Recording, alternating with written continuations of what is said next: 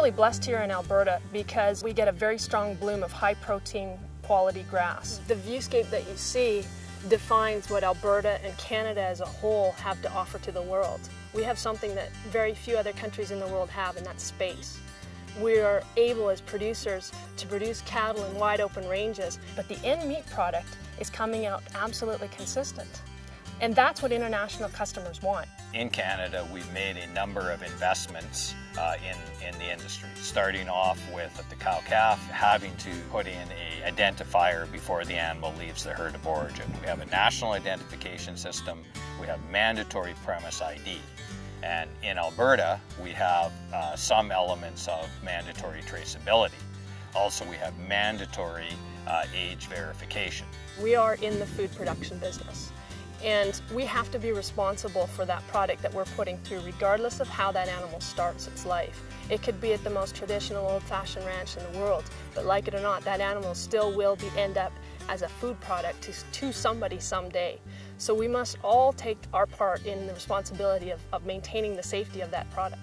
Beneficial access to me means leveraging the investments that the entire Canadian industry has made throughout the various sectors and trying to get something for those investments. And we're finding and discovering that other countries are interested in these points, and they're actually opening their doors to Canada now ahead of other countries and other nations simply because of the mandatory IDs that we have in place. How do you assure the purchaser that that is actually the age of the cow? The only way to do that is to have a viable system of tracing in place. The only way to do it with certainty. Those various things that we've done should be tried to be incorporated into the trade protocols and the agreements that are struck with various countries. So we're trying to raise the bar. It's not enough just to negotiate with governments. The governments, to some extent, are reflecting the concerns of their people when they're keeping beef out. You know, BSE did scare people.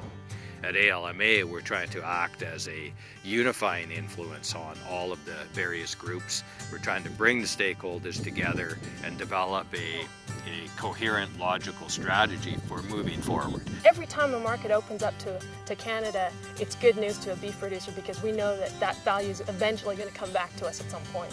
We have had a lot more success with an incremental approach. If you take the example of Hong Kong, the approach was to get in on a limited basis and progressively improve that access with time. The recent agreement to get the Chinese to accept boneless beef under 30 months of age and to accept tallow is very important because, as we all know, the Chinese market is very large. The bottom line is that everybody understands that in order to gain more value for the calf that's sitting out in this field, there has to be a pull from the market from the other end. We need to be able to create the highest value for our end product in order to make the value for these calves standing on grass today.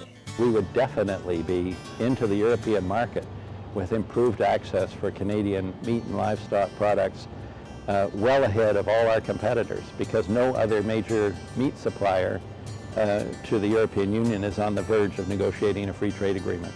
It does again allow Canada a great strategic advantage because of the level of traceability that exists today through our regulations. To me, beneficial access is showing that there's some value to those investments in achieving market access, maintaining market access, and in getting better price points for Canadian cattle in international markets. We have a very viable business here in Canada that is export dependent. I can't emphasize that enough. We are export dependent. The U.S. is not. It is time now to take a stand. We are encouraging our government and industry partners to leverage the tremendous strengths of our system and blaze a trail into these markets. Markets which are asking for the premium products that our livestock producers and world-class processors are ready to offer.